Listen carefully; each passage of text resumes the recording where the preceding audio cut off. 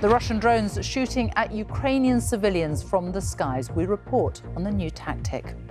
Russian drones are increasingly being used to track and then shoot at Ukrainian civilians from the sky. The authorities in Ukraine say at least 30 people have been killed and more than 400 injured in the last 3 months. Russia's military has not responded to the BBC's questions about the allegations.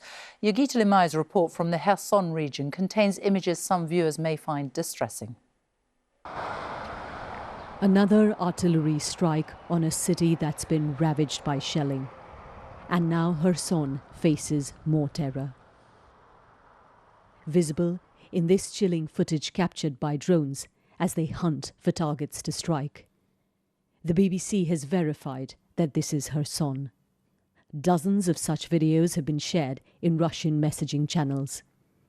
Ukraine says they're evidence that civilians are being deliberately attacked. We met Dmitro, a volunteer, in the relatively safe outskirts of the city. One of 400 injured since August. He shows us how terrifying it looks from the ground.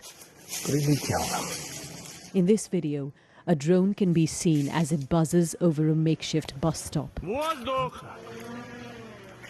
before it fires. In the footage, Dmitro can be seen bleeding. The blast wave ruptured my eardrum. A piece of shrapnel is still lodged here, he told us. Dozens of civilians have been killed. Serhiy, a local trader, was hit by shrapnel when a drone dropped a grenade in his backyard while he was out chatting with a neighbour. When he heard the drone, he tried to hide under a tree, but it was so quick. Shrapnel pierced his heart. He was such a good man. Is this the way the Russians have decided to fight? By just killing civilians who walk in the street? As we move further into the city, we have to drive at a high speed to protect ourselves from being followed by drones. At an aid centre, we see residents hiding under the cover of trees, then moving quickly inside.